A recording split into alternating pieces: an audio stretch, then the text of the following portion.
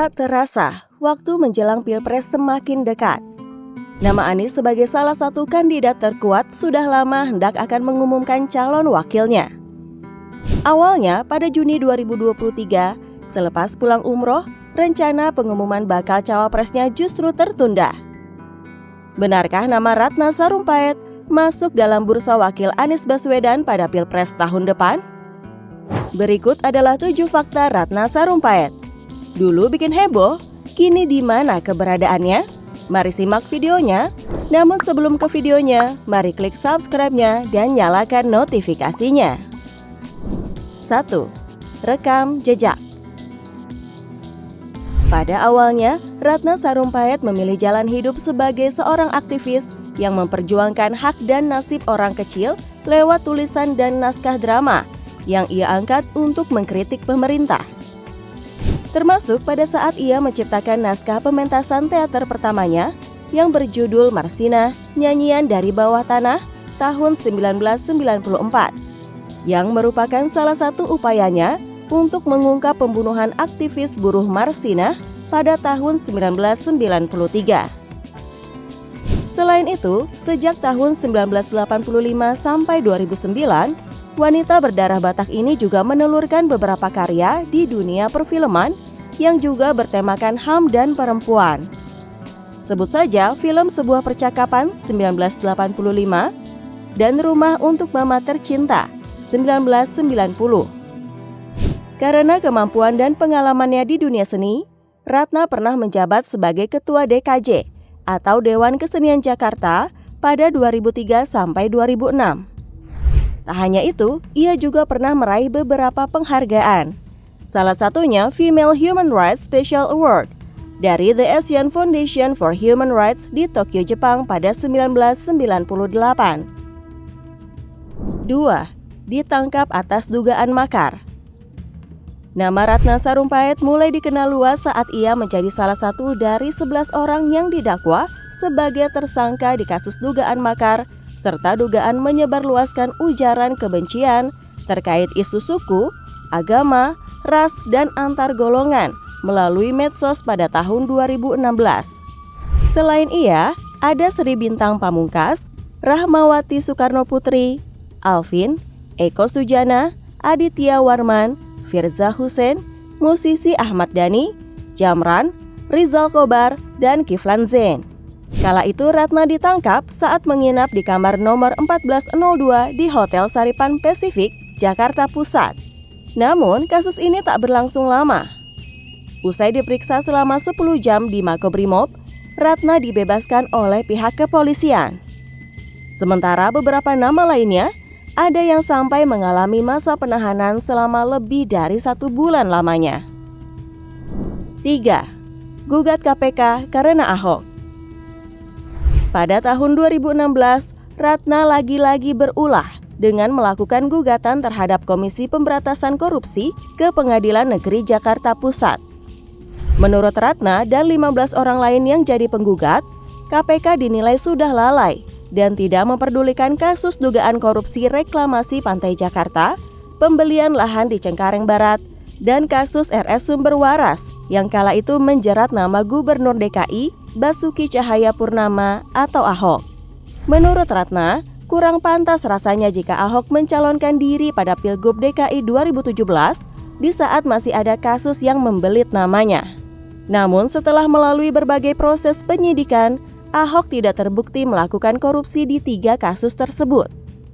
Bak menelan ludah sendiri, Ratna Sarumpait yang tadinya mengkritik dan melawan pemerintahan Ahok, justru menjadi pendukung Ahok di Pilkada 2017 lalu. 4. Tak terima mobilnya diderek. Pada bulan April 2018, Ratna Sarumpait membuat heboh jagat maya usai aksi marah-marahnya setelah mobilnya diderek oleh petugas Dishub DKI Jakarta karena salah saat memarkirkan mobilnya di bahu jalan area Taman Tebet. Namun Ratna yang tak terima malah mencak-mencak dan mengaku kalau tidak ada rambu larangan parkir di area tersebut. Tak cukup sampai di situ, Ratna juga sampai menelepon Gubernur Anies Baswedan. Walaupun telepon tersebut tidak diangkat oleh Anies, Ratna kemudian menelpon salah satu staf Anies bernama John, yang pada akhirnya membuat mobil Ratna dikembalikan oleh Dishub DKI. Tingkah semena-mena Ratna ini pun membuat ia banjir hujatan dari warganet. Menurut Kepala Dishub DKI Andiansyah, alasan Ratna tidak bisa dibenarkan. Ia menyebut dengan ada atau tidaknya rambu, mobil tetap tidak dibolehkan untuk parkir di bahu jalan karena bisa menimbulkan kemacetan hingga kecelakaan lalu lintas. 5. Sebut Jokowi norak. Di acara pembukaan Asian Games 2018 silam, dimeriahkan dengan aksi Presiden Jokowi yang naik motor gede kala memasuki Stadion Gelora Bung Karno. Aksi Jokowi itu banyak menuai respon positif dari berbagai pihak.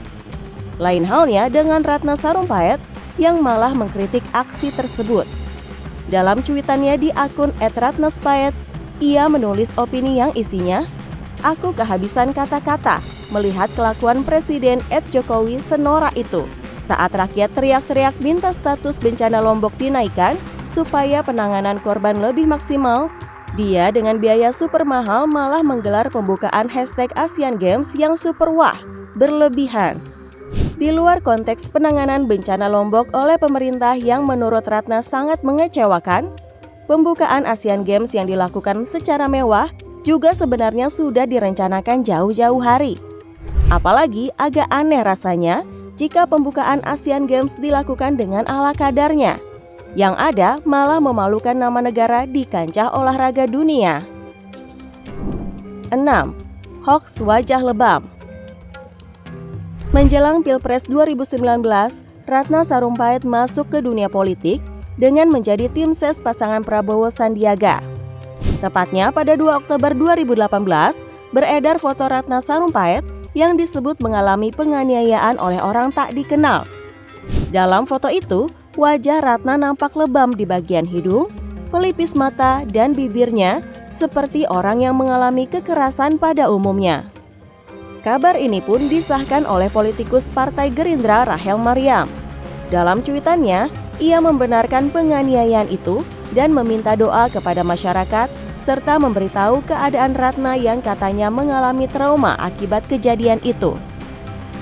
Bahkan, Waketum Gerindra Fadlizon juga menulis tweet yang isinya juga menyebut kalau Ratna sudah dikeroyok oleh 2-3 orang.